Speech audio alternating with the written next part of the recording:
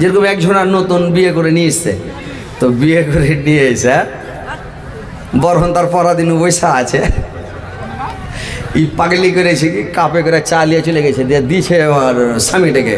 তো ও কে যায় শোনো, বলে কি, বলে তুমি তো নতুন মানুষ, কালকে তোমার বরহনতা শেষ হয়েছে, আজকে তোমার সাথে চেনার পরিচয় হয়েছে আমার, তো আমি কি করে খাই কেমন করে খাই তুমি তো জানো, তো একটা কাজ করবা, তুমি কি কাজ করবা, যে কাপে ট্রাইতে করে চা নিয়ে আসবা, মানে একটা প্লেটে করে চা নিয়ে আসবা। ই বহু ও বহু ই বাড়ি যা করেছে কি চা খানি কাপের চা থালিতে ঢেলে, আর থালিতে ঢেলে থালি খানটা লিয়ে আবার পুরুষটার কাছে লইয়া স্বামীর কাছে লিয়ে দিয়েছে যে খাও।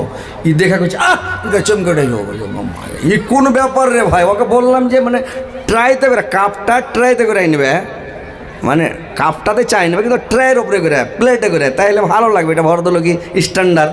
তো ও পাগলি করেছে কি চা খানিকে থালিতে ঢেলা, গোটাই থালি খেলে চলে এসে ওই ডাইল খাওয়া করে তখন থালিতে মুখ লাগে চা খেতে দেবে, ঠোঁট মোট সব পুড়ে শেষ হয়ে যাবে, তুই তখন চুপ করে যায় একবারে রে বাপরে। তো ওইরকম আপনারা তো এটা জানেন না যে বসতে হয় না, যার সাথে এসে বসতে হয়, আগে আসেন, এদিকে জায়গা পুরা ফাঁকা আছে, আপনারা আসেন বসেন শোনেন মন দিয়া, বুঝতে পেরেছেন তো? ঠিক আছে, আপনারা শান্তিভাবে বসেন, শান্তিভাবে ইনশাল্লাহ অজনসেদ আপনারাকে কোরআন এবং হাদিস থেকে কথা বলবো, শুনবেন, শোনার পরে আমল করার চেষ্টা করবেন ভাই, বুঝতে পেরেছেন? আমায় গাইতে দাও দয়াল, বাধা দিয়া না, মনের কথা বল দাও, জুবান বন্ধ করো না, মনের কথা বল দাও, জুবান বন্ধ করো না। আমায় আলোয় নিয়ে চলক, আমায় আলোয় নিয়ে চলক, আর অন্ধকারে রেখো না, আমায় গাইতে দাও দয়াল, বাধা দিও না, মনের কথা বলতে দাও, জুবান বন্ধ করো না, মনের কথা বলতে দাও, জুবান বন্ধ করো না। অন্ধকারে রইলা যারা, দুই কুল হারালা তারা, হেদায়াত দিয়া গো মৌলা, আর গুমরাহি রাখো না, আমায় গাইতে দাও দয়াল, বাধা দিও না, মনের কথা বলতে দাও, জুবান বন্ধ করো না, মনের কথা বলতে দাও, জুবান বন্ধ করো না। তো মাশাআল্লাহ আলহামদুলিল্লাহ, আপনারা বসেন, এবার শুনেন। এক জায়গাতে বলছিল যে যদি খালি এরকম, মানে তখন এই ছিল জেনারেটর লাইন ছিল না, তো বলেছিল যে আপনি যদি খালি জেনারেটরটাকে থামিয়ে দিতে পারেন তো 1000 টাকা তো খালি মিষ্টি খেতে। তো একটা টান যে মারলাম, তো জেনারেটরকে বসে সব বলটা নিভিয়ে দিলাম, বুঝতে পেরেছেন? এখন ওই শক্তি নাই ভাই, ব্যাটারি ডাউন হয়ে গেছে, বয়স হয়ে গেছে পুরা, তো ইনশাল্লাহ আর বল নিভিতে পারা যাবে না। তো ইনশাল্লাহ বসেন, আপনারা শোনেন। যে কথা হচ্ছে ভাই, আমরা মুসলমান, আমাদের ধর্ম হচ্ছে ইসলাম, আমাদের কাজকর্ম মুসলমানের মতো হবে, আমাদের চলন ফিরন উঠান বসন খাওয়ান পিয়ন যা কিছু আছে যাবতীয় কাজ এ টু জেড নবীর সুন্নাত তরিকা মোতাবেক হবে ভাই। কথা বলবেন নবীর সুন্নাত তরিকা মোতাবেক, কথা কম বলবেন, শুনবেন বেশি, হাদিস শুনবেন, আমল করবেন বেশি, মানুষের সাথে কথা কম বলবেন, আপনাকে জ্ঞানী লোক বলবে, বেশি বকলে বহিকে যাবেন, শান্তিভাবে কথা বলবেন, ঠাইরা কথা বলবেন, এবং 10-20টা কথা বলার দরকার নাই, 2-4টা কথা বলবেন, ভালো কথা বলবেন, মুখের হেফাজত করবেন, চুপ থাকবেন, এটা একটা ইবাদত। আপনি চুপ থাকবেন, এটা একটা ইবাদত।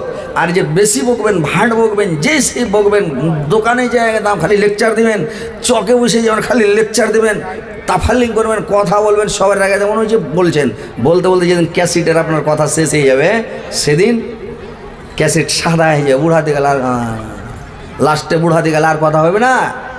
তো বেশি কোনো জিনিসই বেশি ভালো নয় ভাই, যে খাবেন গরু ভুস্তের মতন করে খাইয়েন না। আল্লাহ আপনার মুকাদ্দারে আপনার নসিবে যেটা রুজি লিখে দিয়েছে, যেটা জিনিস লিখে দিয়েছে, আপনি 10 কুইন্টাল গরুর রোজ খাবেন, আপনি জালসা শুনতে যা 3 কিলো করে ডেলি খেয়েছেন, খেয়ে মানে যেটা আপনার নসিবে লেখা আছে, খেয়ে যেদিন শেষ হয়ে যাবে, চ্যাংড়া দিকালে বলবে যে সুগার হয়ে গেছে আর গরুর রোজ খায় না, তোমার শেষ, কোটা ফুলে গেছে। ডাক্তার বলে যদি খান তো আপনি মরবেন, তার মানে আপনার ফুলে গেছে কোটা। এটা আল্লাহর পক্ষ থেকে হয়েছে, বুঝতে পেরেছেন? তো যে কোনো জিনিস যখন আপনি খাবেন, সুন্নাত তরিকা মোতাবেক খাবেন, হালকা খাবেন, পেট খালি রাখবেন, চাবাবেন বেশি, বিসমিল্লাহ বলে খাবেন, ডান দিক থেকে খাবেন। আর আপনি যে কোনো কাজ করবেন সুন্নাত তরিকা মোতাবেক করবেন, ইনশাআল্লাহ আমরা কিয়ামতের দিন দাবি করতে পারবো আমরা উম্মতে মুহাম্মাদি। আর যদি আমাদের কাজকর্ম যদি উম্মতে মুহাম্মাদির মতো না হয়, নবীর সুন্নাত তরিকা মোতাবেক না হয়, কিয়ামতের দিন অপমান হতে হবে, বেজ্জত হতে ফেরেশতারা তেড়ে নিয়ে বেড়াবে, বুঝতে পেরেছেন? মানে এই যে সুন্নাত যদি না মানেন তাহলে কিয়ামতের মাঠে তাড়ান খেতে হবে, বুঝতে পেরেছেন? তো কথা হচ্ছে ভাই, নবীর সুন্নাত মানেন, নবীর সুন্নাত মোতাবেক চলেন, যেটাই আল্লাহর রাসূল বলেছেন খাবেন, নবীর সুন্নাত তরিকা মোতাবেক উঠবেন, বসবেন, ঘুমাবেন, যা কিছু করবেন A to Z সব কিছু নবীর সুন্নাত তরিকা মোতাবেক করতে হবে ভাই। এমনি চললে কাজ হবে না। তো যাক, আলহামদুলিল্লাহ যে আমি আয়াত পরিবেশন করেছি, ইনশাআল্লাহ সামনে রেখে কথা বলবো যে আমার মা বোনেরা, আজকে বর্তমান যুগ চলছে ভাই, সোশ্যাল মিডিয়ার যুগ। এই যুগটা হচ্ছে সোশ্যাল মিডিয়ার, কম্পিউটারের যুগ, সোশ্যাল মিডিয়ার যুগ, সব কিছু ভাইরাল। এখন বর্তমান যুগে নারীরা স্বামীর সেবা খুব কম করছে, স্বামীর কথা কম মানছে, নিজের ইজ্জত আবরুর হেফাজত কম করছে। সোশ্যাল মিডিয়ায় দেখেন, দুনিয়ার খবর নেন, পৃথিবীর খবর জানেন, যে মেয়ে ছেলেরা এখন বেহায়া বেপর্দাটা বেশি হয়ে গেছে। তো কথা হচ্ছে ভাই যে আপনারা, আমার মা খালা নারীদেরকে বলবো, কথাগুলো শুনবেন, শোনার পরে আমল করার চেষ্টা করবেন। যে আল্লাহ পাক যদি মানুষকে সিজদা করার পারমিশন দিতেন, তাহলে আল্লাহ পাক বলতেন যে তোমরা তোমার মাকে সাজদা করো, কিন্তু মানুষকে সাজদার পারমিশন আল্লাহ পাক দেননি, মানুষকে সাজদা করা যাবে না। কিন্তু মর্যাদার দিক দিয়ে, সম্মানের দিক দিয়ে, ইজ্জতের দিক দিয়ে সম্মান অনেক। সারা দুনিয়ার পুরুষ জাতিকে বলতেন যে তোমরা তোমার মাকে সাজদা করো। যদি আল্লাহ পাক সিজদার অর্ডার দিতেন, তাইলে নারী জাতিকে বলতেন তোমার স্বামীকে সাজদা করো। এত স্বামীর মর্যাদা, এত সম্মান, এত ইজ্জত।